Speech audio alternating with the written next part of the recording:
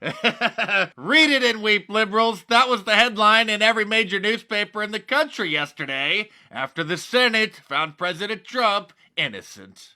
President Trump even brought a copy of the Washington Post to his press conference yesterday to show it off, and then had this to say about it. So, you could take that home, honey. Maybe we'll frame it. It's the only good headline I've ever had in the Washington Post. To help get their mind off of their failed impeachment plot, CNN decided to hold a series of town hall events this week with a bunch of the Democrat candidates who are still in the race. But Nancy Pelosi is trying to remind people that impeachment is forever. He's impeached forever, no matter what he says or whatever headlines he wants to carry around. You're impeached forever. You're never getting rid of that scar. History will always record that you were impeached. I wouldn't say that's true because after the House voted to impeach the president back in December, I pretty much forgot about it 2 days later because it didn't matter. Meanwhile, CNN has returned to their regularly scheduled programming of spreading fake news, and now they're even unknowingly debunking themselves. They just posted this fact check saying that President Trump falsely claimed that the former FBI Director James Comey admitted to leaking. I'm sorry, CNN, but we saw James Comey during his testimony admit that he leaked his memo to his friend and told his friend to leak it to the press, hoping that it would start a special prosecutor investigation into President Trump. You even reported on this at the time with the headline, James Comey hoped leak would lead to special counsel on Russia. Now even CNN's fact checks are fake news. And after President Trump said this about Michael Bloomberg after they changed the rules so that he could probably qualify for future debates, CNN's little Brian Stelter decided to fact check this. You know, now he wants a box for the debates to stand on. Okay, it's okay. There's nothing wrong. You could be short. Why should he get a box to stand on, okay? He wants a box for the debates. Why should he be entitled to that? Really? Then does that mean everyone else gets a box? I guess if they want one, we'll have to negotiate well, the other thing, boxes. It's very interesting. Cory Booker and all these people couldn't get any of the things that Bloomberg's getting now. I think it's very unfair for the Democrats, but I would love to run against Bloomberg. I would love it. Of course, social media hall monitor little Brian Stelter was on the case. Despite Trump's claim, there is no evidence that Bloomberg is asking to stand on a box. Is this the state of the GOP, that we just sit there and we just make fun of other people? Is that what this is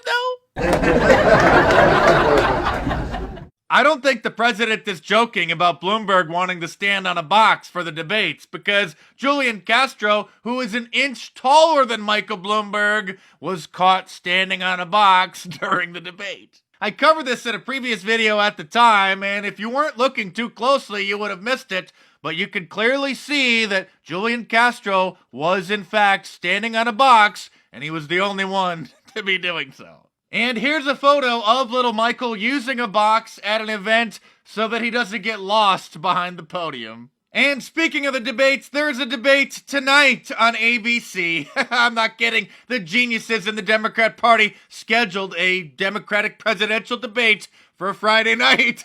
As you know, I watch the liberal media so that you don't have to, and sometimes that involves sitting through a 3.5-hour long Hollywood award show. But I'm sorry, I draw the line at watching a bunch of Democrats on stage bicker with each other on a Friday night. I don't think Michael Bloomberg is going to be there, but I think he's going to be at the next one. And Rosie O'Donnell and many other Democrats are not very happy that the DNC are changing the rules to allow him on stage. They removed it so that he could be in the next debate. He doesn't have to show he has any support amongst the American people. He can just buy his way onto the debate stage. And I got to tell you what's so disgusting about this. I watched the debate in Iowa here 2 weeks ago. The all-white debate, and the fact that the DNC will not allow Cory Booker on that stage, will not allow Julian Castro on that stage, but they're going to allow Mike Bloomberg on the stage because he's got $1 billion.